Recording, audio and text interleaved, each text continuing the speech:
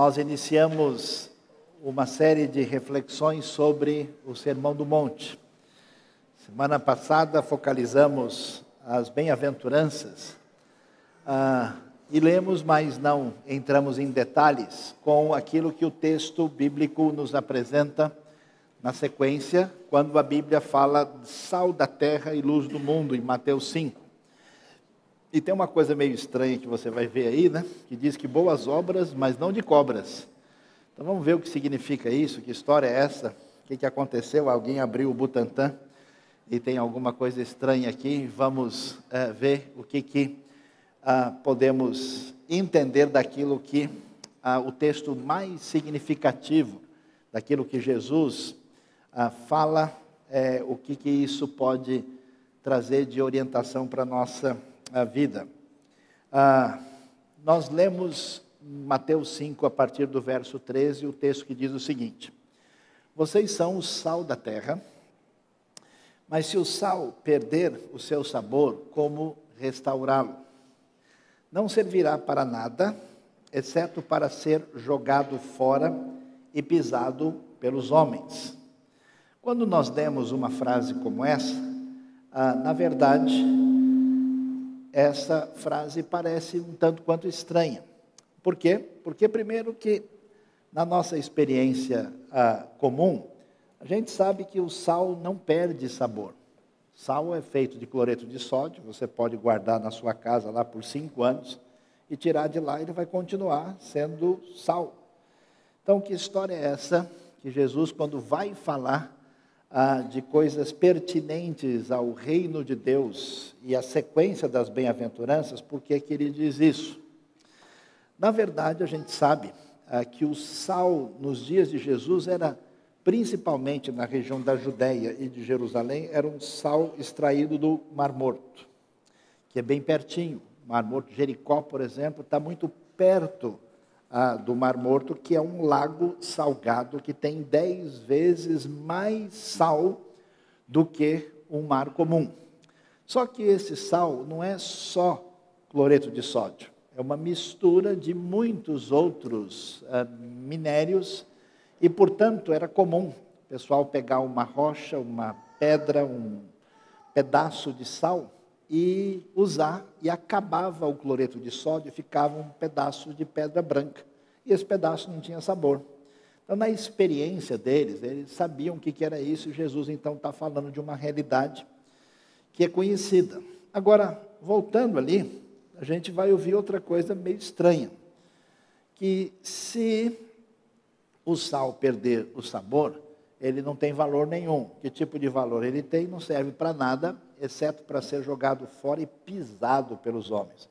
Não sei se você já pisou sal, se usa, talvez você gente que pisa sal para fazer simpatia ou coisa do tipo, né? Mas que história é essa de pisar o sal? A gente talvez não imagina isso, porque a gente pensa sempre na terra de Israel como um lugar deserto, muito quente, mas na verdade, ali o inverno também é rigoroso. Inclusive, Jerusalém é um lugar que chega a nevar, e em algumas vezes faz temperatura negativa. E durante o inverno, ou fica bem gelado e a coisa dá aquela geada básica, ou cai neve. Então, o que acontecia? No templo em Jerusalém, por causa do que a lei diz lá em Levítico, que as suas ofertas entregues a Deus devem ser acompanhadas de sal, porque sal era símbolo de purificação.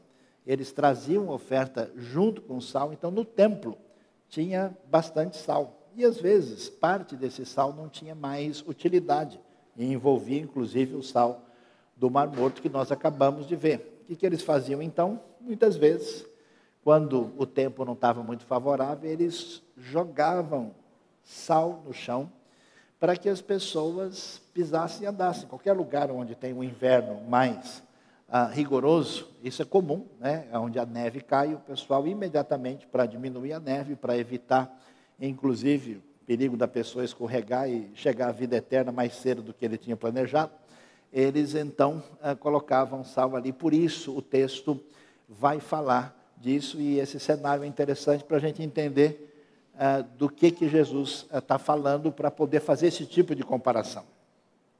E ele prossegue, depois de dizer que nós somos sal, ou seus discípulos são sal, ele diz: vocês são a luz do mundo. Não se pode esconder uma cidade construída sobre um monte.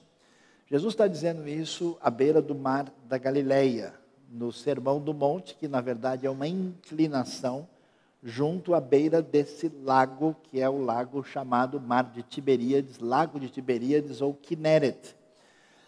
E na verdade, aquela região imediatamente não é uma região tão elevada. Mas quando a gente vai um pouquinho mais longe para Nazaré, onde Jesus cresceu, aí você tem exatamente um exemplo do que é uma cidade que está sobre o monte. Talvez você vai até se lembrar que numa ocasião Jesus vai dizer algumas coisas que vão ofender alguns líderes ali, e esses religiosos querem jogá-lo do precipício, porque Nazaré, a cidade, Jesus nasce em Belém, ele cresce, é criado em Nazaré, e depois tem o seu ministério principalmente definido centralmente na cidade de Cafarnaum. E, portanto, Nazaré, até hoje, quem está na parte mais baixa pode ver a região montanhosa elevada na colina onde está a cidade de Nazaré, que é um exemplo mais claro, né, do que significa essa cidade lá. E, claro, à noite, sendo iluminada, todo mundo pode ver. E nessa ideia de valorizar esse conceito de luz que brilha, ele diz também: ninguém acende uma candeia e coloca debaixo de uma vasilha.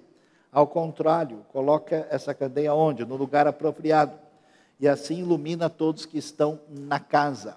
O mundo antigo está acostumado com candeias, essa é um pouquinho mais antiga da do tipo que existia na época de Jesus, que é uma candeia feita para ser aí colocado azeite de oliva da terceira prensagem, que servia como combustível e era utilizado pelas pessoas para iluminar dentro de casa.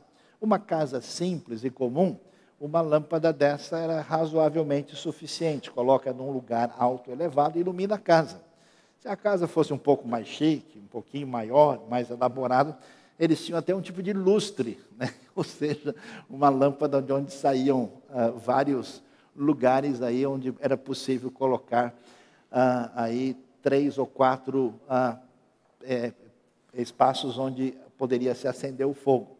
Então Jesus está fazendo referência a isso, a esse lugar elevado de uma cidade, que iluminada é visto por todo mundo, e fazendo referência à iluminação que acontecia no ambiente interno dentro de casa. E aí ele vai prosseguir e vai dar a conclusão dessa questão da iluminação da luz, e é importante a gente focalizar bem o contexto de tudo que está acontecendo aqui. Lembre-se que Jesus está falando sobre o reino de Deus que chegou.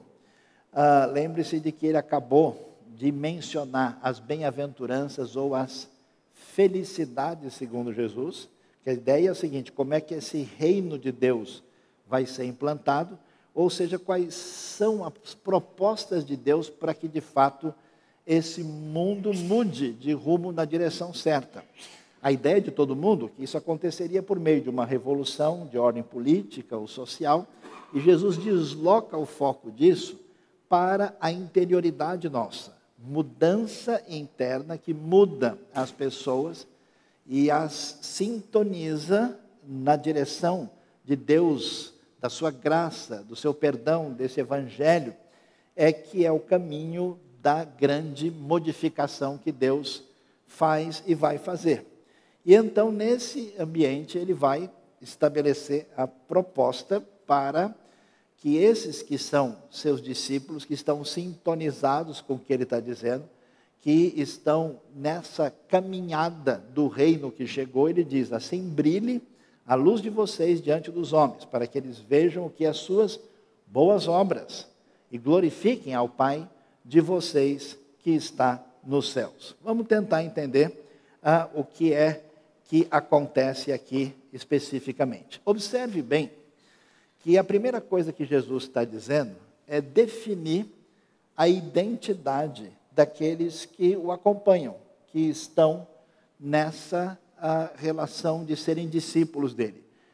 Veja que ele não usa, né? Jesus não fala evangeliquez, ele não usa gerúndio, ele não usa subjuntivo, ele não diz, para que vocês estejam sendo cada vez mais sal, né? E para que possais estar fazendo a luz de vós brilhar. Não, ele não diz isso. Ele é bem objetivo, dizendo, vocês são o sal da terra. Vocês são a luz do mundo. Ou seja, se você está em sintonia com a proposta do reino, a sua identidade definida como discípulo de Jesus envolve duas coisas apenas. É interessante isso, porque depois de dizer magistralmente os detalhes das bem-aventuranças, a proposta para aqueles que o acompanham é: vocês são sal, vocês são luz. Isso é muito significativo, porque além desse texto ser absolutamente importantíssimo, quase que a gente pode dizer que é o âmago, a essência daquilo que Jesus propõe para os seus seguidores, quando ele fala sobre que se espera deles, são somente essas duas coisas. Vocês estão comigo? Estão, não estão? Se estão, são sal e são luz. Essa é a ideia. É muito importante no texto. Agora, por que é que ele vai dizer isso e em que contexto? Veja lá o que foi dito anteriormente.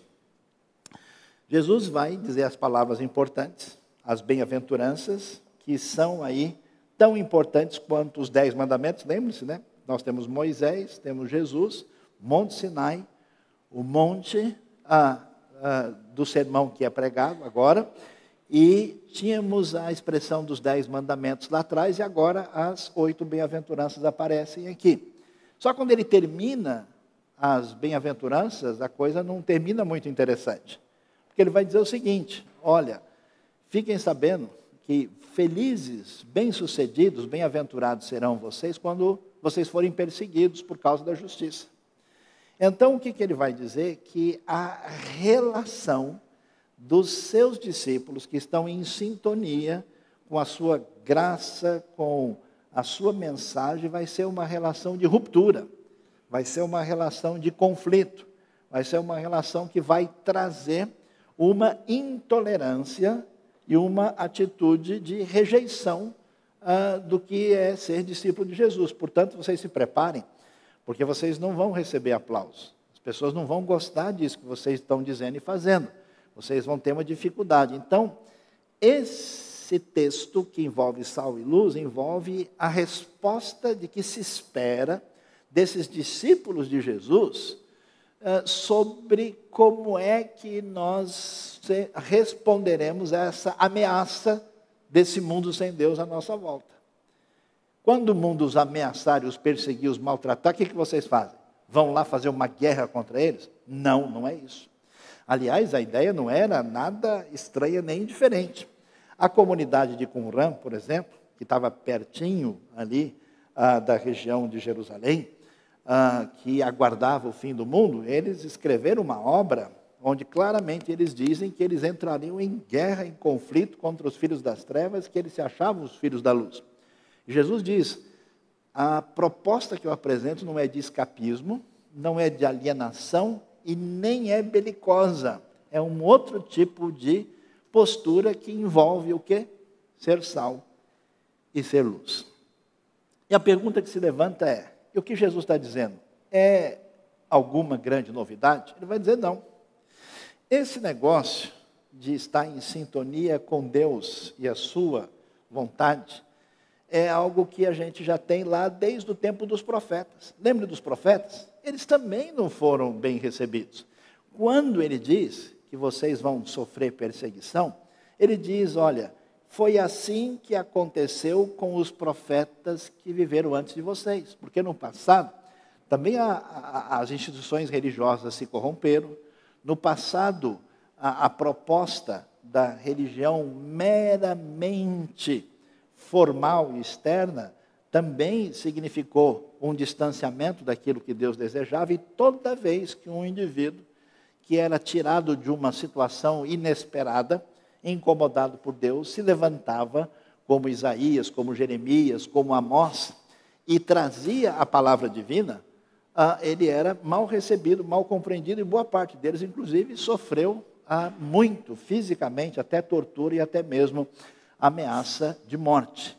Portanto, ele diz, olha, não é novidade, vocês nunca perceberam que a música sempre foi a mesma? Eu estou convocando vocês a estarem numa direção que é em sintonia com os profetas do passado. E aí, ele então prossegue e vai dizer de maneira mais objetiva qual é essa identidade que nós temos e que expectativa Deus tem de nós. A expectativa é ser sal da terra. E o que é o sal? Todo mundo sabia. O sal não só temperava, mas o sal era muito importante numa época em que a gente não tinha como preservar alimento com facilidade, né? Ninguém tinha geladeira e outros confortos do mundo atual. Então, se fazia o quê? Para guardar qualquer coisa, a gente usa o sal. É peixe salgado. Magdala, por exemplo, é uma cidade especializada em fazer peixe salgado. A gente tem a carne salgada.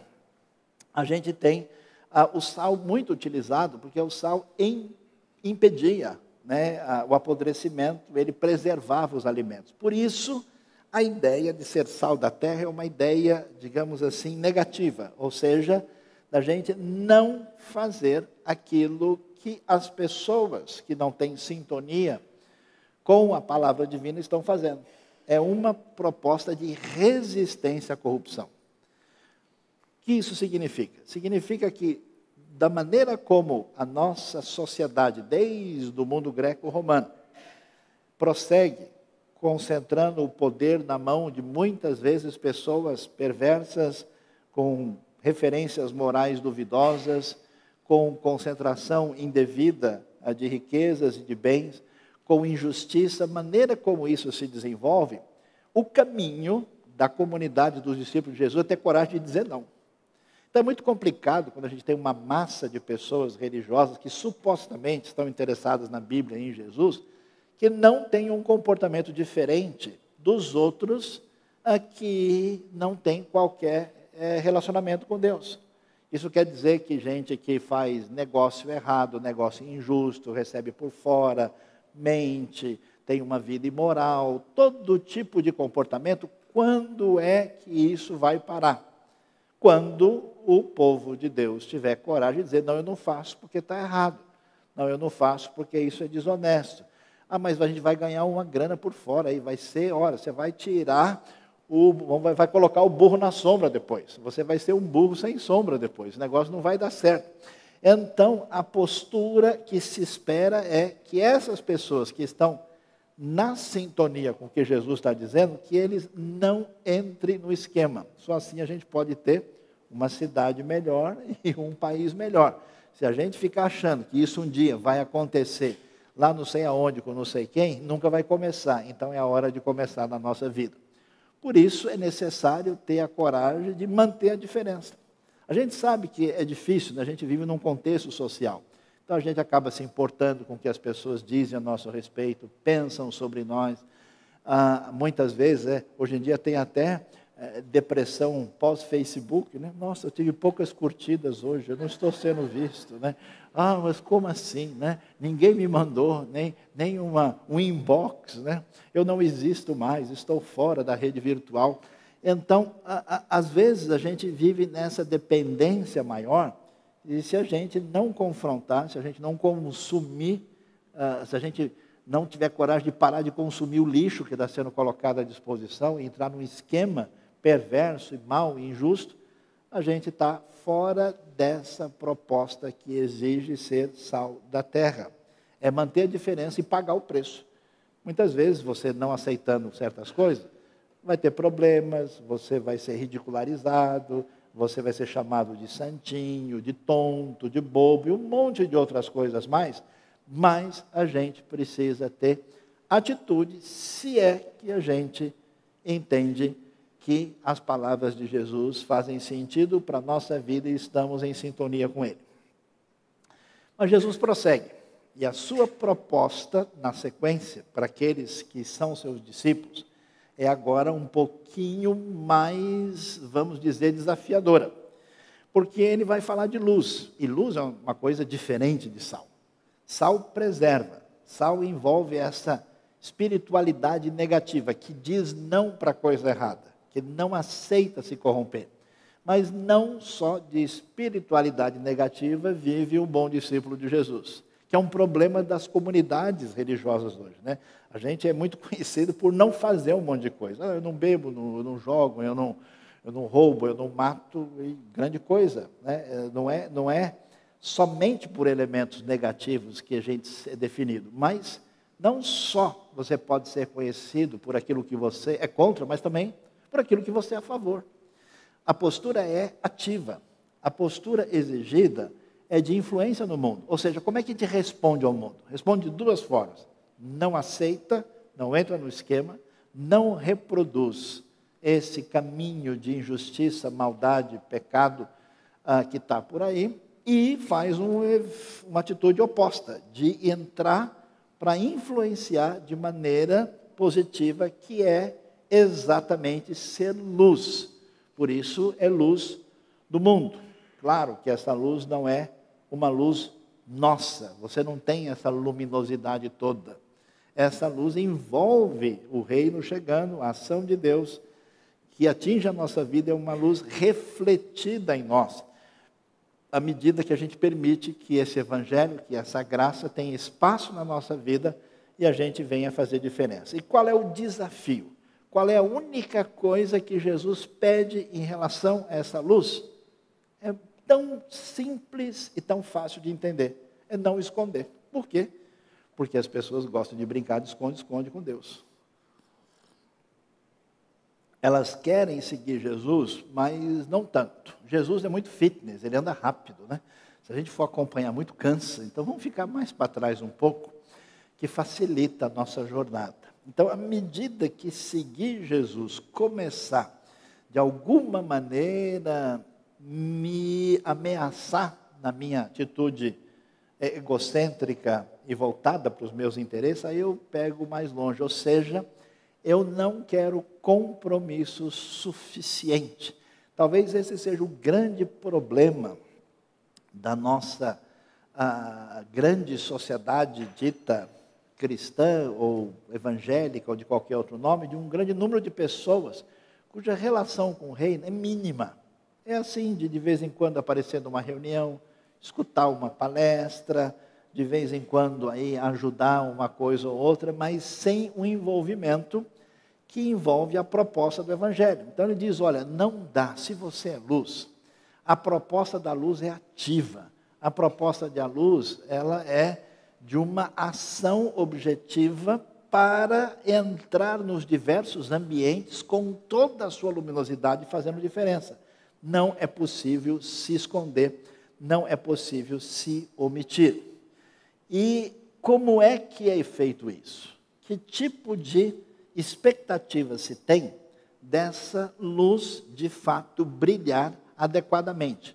Qual é a proposta que Jesus apresenta? E muito simples e fácil de entender. Observe bem que aquilo que você sente no seu coração está dentro do seu coração. Ninguém pode ver. As suas emoções, os seus sentimentos espirituais diante de Deus não iluminam lá fora. Não vão impactar as pessoas. A sua doutrina, o seu conhecimento, a sua teologia, a sua percepção sobre quem Deus é, que está na sua cabeça, no seu entendimento, também não aparece lá fora. Você pode ter o maior... Não faz diferença para a pessoa que está à sua volta. Mas tem uma coisa que faz. Aquilo que você concretamente executa. Aquilo que o texto chama das suas boas obras. Essas coisas que são feitas e praticadas e executadas na sua vida, esses são os sinais do reino que são luminosos e que as pessoas vão ver. Esta é a invasão, a santa invasão do reino de Deus nos ambientes onde esse reino não chegou com a força necessária, que vão fazer diferença. Isso é importante porque muitas vezes a gente pensa, né, desde que eu tenha uma boa doutrina e um bom coração, aí está o exemplo de um bom cristão. Há muita contradição, como diria o pastor Saião. O texto então diz que assim brilhe a luz de vocês diante dos homens. Esse é o desejo de Deus. Para que eles vejam o quê? A sua confissão de fé? Não. Para que vejam o seu bom coração? Também não. As suas boas obras. E quando eles observarem isso, e essas obras refletirem aquilo que Deus deseja, eles vão glorificar, e é bonito o texto, porque ele não fala glorificar o Deus soberano, o Criador do universo, mas o Pai de vocês. Jesus fala de Deus aproximado, Jesus fala de Deus revelado no Evangelho, com a sua graça, com o seu amor, com a sua ação especial em nosso favor. Esse Pai que, ao mesmo tempo que é Pai, também está nos céus e é Senhor sobre tudo. E aí o que nós vamos ver então? Que luz que deve brilhar, que é a solicitação que se tem para aqueles que estão em sintonia com a proposta de Jesus, é luz com obras. E essas obras, a gente pergunta qual é o teor dessas obras, que obras estão sendo consideradas aqui, o que tem em vista. Vejam que, claro, Jesus acabou de dizer que ele tem a nos falar sobre uma relação real e genuína com Deus nas bem-aventuranças, por isso essas obras são obras que estão em sintonia com Deus, conforme Jesus acabou de falar, e obras que vão glorificar o Pai, porque esse é o problema. O problema é que a gente é tão complicado, que quando a gente decide fazer o bem, inconscientemente, até a história da psicologia descobriu isso, né, como a pessoa, na intenção, faz uma coisa e sem perceber, o seu próprio coração procura, às vezes de maneira egocêntrica, o seu próprio interesse particular. Então, nesse sentido, ele sinaliza que são obras que glorificam o Pai. E olha como é complicado isso, porque Jesus está falando isso no ambiente onde todo mundo diz que faz boas obras, onde todo mundo é muito religioso, onde todo mundo está sempre alardeando aquilo que faz de bem. O conflito de Jesus é exatamente, principalmente com os líderes religiosos do seu tempo, que tem muito formalismo, que tem muito legalismo e muita atitude, inclusive externa, de boas obras. E ele vai, numa educação aqui não muito polida, chamar esse pessoal de a galera do Butantã. Ele diz: serpentes, raça de víboras. Olha o curso de polidez que Jesus fez em Paris aí para falar com o pessoal, né? Serpentes, raças de víboras, como vocês escaparão da condenação ao inferno, conforme Mateus 23, 33, que reflete, mais uma vez, a maneira como Jesus reage diante dessa liderança religiosa corrompida e que tem uma série de coisas externas sem nenhuma coerência e genuinidade. Então, Jesus chama esse pessoal de cobra. Então, imagina só, tem boa obra que vem de cobra. Ixi, vamos ver como é que funciona isso? Cuidado aí, depois você não dorme de noite, né? As boas obras, mas não de cobras, ou seja, tem muita coisa que aparece externa que é bem venenosa. Por exemplo, é interessante, o Evangelho, o próprio Jesus aí no próprio Sermão do Monte vai dizer, olha, quando a sua mão direita der alguma coisa, não deixa a esquerda ver. Porque quando a gente faz o bem, de qualquer maneira, pode ser perigoso. Veja lá, muita gente faz obras e boas obras para dominar os outros. Isso até acontece no ambiente assim político. Não? Eu vou ajudar vocês, mas pessoal, vocês sabem, né? A gente tá tudo conversado, entenderam? Ou seja, você ajuda uma pessoa e depois você se torna dono dessa pessoa. Depois você fala grosso com ela. Depois você diz para ela o que ela deve fazer. Aí ela, constrangida porque recebeu ajuda, ela tem que falar com o senhor de engenho lá e dizer para ele, olha, o negócio é assim. Então, muitas pessoas fazem o bem, mas não é o bem sem olhar a quem. Não é a maneira de agir para o benefício da pessoa, mas com isso se sente num direito indevido de que agora o que eu exigir você é obrigado a fazer, como acontece tantas vezes no contexto, por exemplo, de ambientes políticos e de favores específicos. Outras pessoas, como acontecia no contexto de Jesus, obras para se mostrar. Vejam só que muitos dos próprios fariseus, que eram os líderes religiosos mais assim, o grupo dos religiosos mais respeitáveis, que andavam sempre, inclusive citando e recitando a Bíblia, eles iam dar uma esmola e botavam o pessoal para tocar uma trombeta do lado.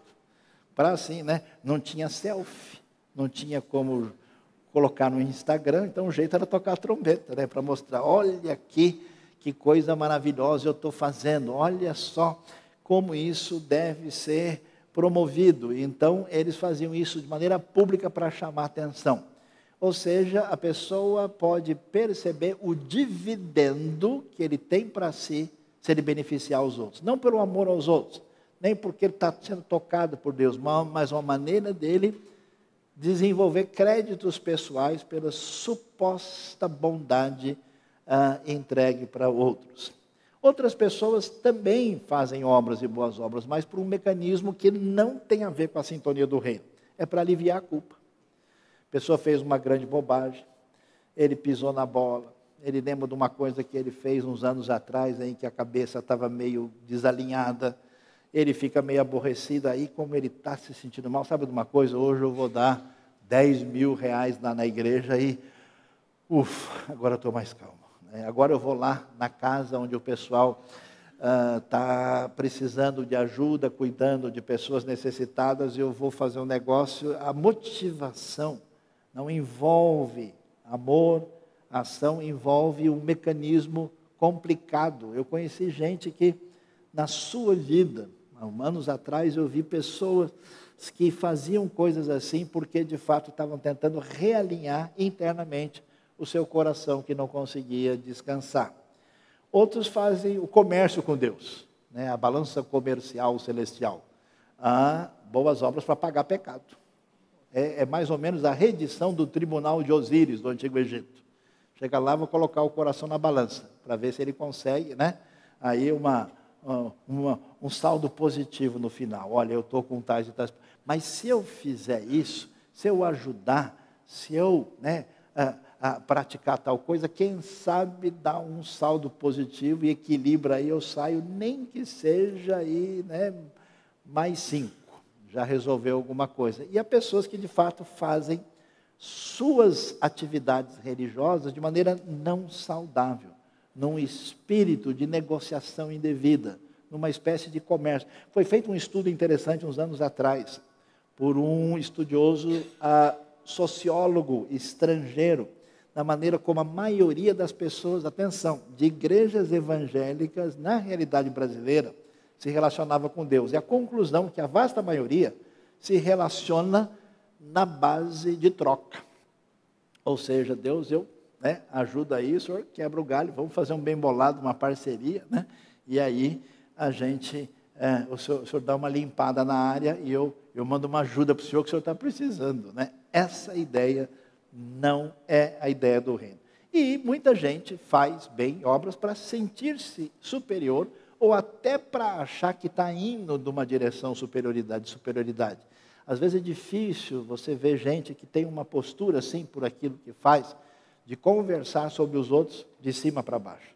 De conversar como se a pessoa estivesse num outro perfil, num outro padrão, numa outra postura, sem entender que todos somos igualmente necessitados da graça de Deus e essa atitude é indevida. Então, por isso, simples fato de executar qualquer coisa em benefício de alguém, não necessariamente sintoniza a gente com o reino, e Jesus confronta pessoas à sua volta que agiam assim.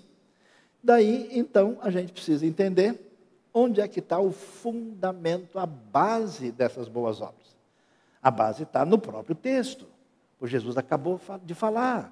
Ele falou das bem-aventuranças, dessa relação genuína que surge quando alguém reconhece que Deus é cheio de graça, bondoso, perdoador, se revelou em Cristo Jesus para o nosso perdão, que essa dimensão pessoal que não é mera mecânica de pagar e acertar, não é uma simples contabilidade celestial, não.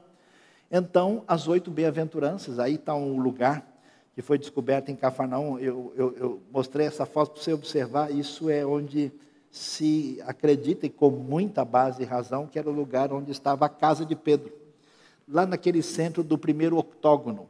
Então, só para você ver que inicialmente foi feito um octógono em torno do lugar que era a casa. Depois de alguns 150, 200 anos, fizeram outro octógono em volta, e depois, mais 1, 2 séculos para frente, mais outro octógono, porque só para comemorar as 8 bem-aventuranças, marca registrada da proposta do reino por Jesus.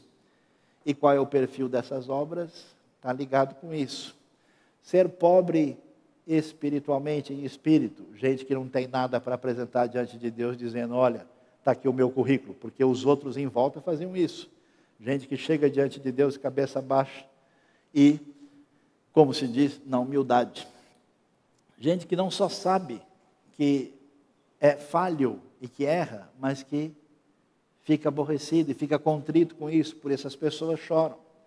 Gente que é humilde, mansa e não resolve as coisas com base num pretenso poder que a gente não tem.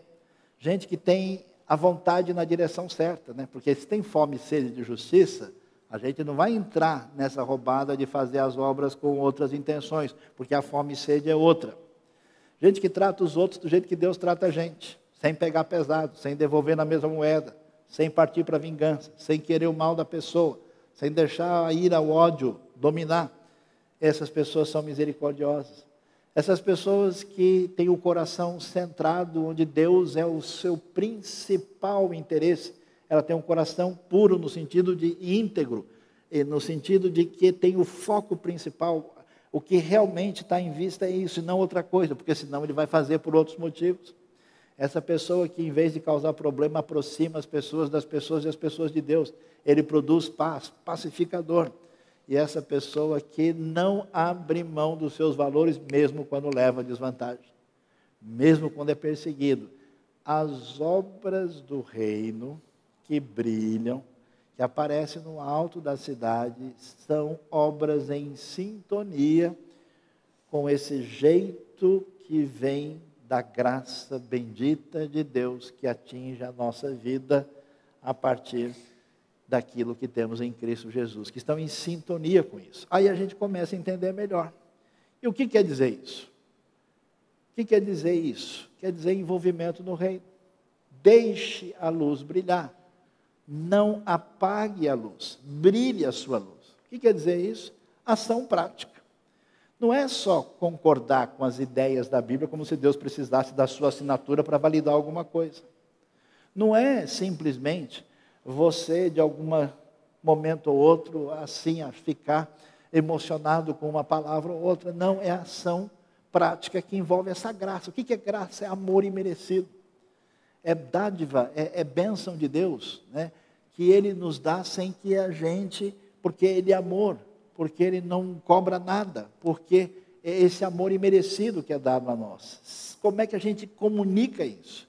Não é só dizendo o versículo, não é só dando palavra, mas agindo assim com os outros, com o mesmo tipo de proposta na prática para mostrar graça concreta. Onde?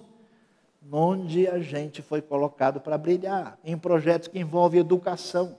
Você acha mesmo que uma pessoa egocêntrica, centrada em si mesma, está preocupado com o benefício educacional dos outros? Se essa pessoa não tiver um vetor que é maior do que o seu mero salário, do que o seu próprio retorno pessoal, ela vai fazer isso de outro jeito. Mas se você está interessado de fato no bem do outro, assim como Deus está interessado em você e nas pessoas, esses projetos envolvem atitude prática que vem do povo de Deus, porque ninguém aqui está na igreja, todo mundo é igreja como pessoa. Projetos que envolvem educação, saúde, ciência, política. Cadê os políticos sintonizados com o reino que melhoram a vida da sociedade, da cidade, do país? Arte que reflete esses valores. Justiça. Quanta necessidade num ambiente difícil. missões, evangelização, ou seja, a gente é discípulo de Jesus quando, no contexto onde nós fomos inseridos, esses valores fazem diferença e a pessoa olha e fala, puxa, aqui tem um negócio, aqui tem outra pegada. Aqui nós temos uma outra direção. Aqui a coisa é diferente. É envolvimento no reino. Agora, que envolvimento no reino? Se a pessoa até creu em Jesus, nem coragem para ser batizado não tem. Que raio de fé é essa? Que envolvimento no reino, se ele não se envolve nem com a comunidade, nem ser membro ele tem coragem de ser. Que envolvimento ele tem, se não contribui para nenhum projeto, se não se envolve pessoalmente em nada, se não contribui financeiramente, se não se doa de alguma maneira para fazer diferença. Então isso é mais conhecido como conversa fiada, como papo furado. E se a gente é luz, a gente precisa descobrir o caminho que Deus tem na minha vida pessoalmente, em que projeto eu me envolvo e eu vou fazer diferença. Porque através exatamente de pessoas individuais, que se preocupam com quem está numa situação de miséria, com quem está numa situação de necessidade absurda, com quem precisa ouvir a mensagem de Deus, com quem tem a sua cabeça confusa e precisa de ensino certo, é que a gente faz diferença. E a Bíblia diz um negócio tão especial, olha, aí, a luz de vocês brilhando, as pessoas vão ver isso e elas vão, de fato, ficarem ligadas no Pai Celestial de maneira diferente. Eu vou terminar, uma vez eu mencionei esse texto e a gente citou uma paráfrase que a mensagem fez desse texto. Eu refiz essa paráfrase e mudei intensamente, com outro enfoque a partir do seu sentido. Na outra também fui eu que desenvolvi, então não tem grandes crises aqui, para comunicar mais intensamente o que esse texto está querendo dizer. Deixe-me dizer por que vocês estão aqui. É somente para ser o sal que traz o sabor divino ao mundo. Se não puderem mais salgar, ninguém mais poderá sentir esse tempero especial de uma vida dedicada a Deus. E se não puderem mais salgar, ninguém mais poderá sentir esse tempero especial de uma vida dedicada a Deus. Vocês serão inúteis e não servirão para nada. E quero dizer mais. Vocês estão aqui para ser luz, trazendo as cores de Deus a todos. Deus não pode ser guardado como um segredo. É para contar para todo mundo. É para ser visto como um farol. Vamos espalhar essa luz, chega de escondê-la. Fiquem bem onde todos podem vê-los. Isso. Agora que estão bem no alto, onde dá para ver bem, tratem de brilhar. Abram os braços e o coração, que o amor sem interesse seja a marca de vocês. Agindo assim, vocês levarão as pessoas a querer saber de Deus, o generoso Pai do céu, e Ele irá ficar para lá de feliz.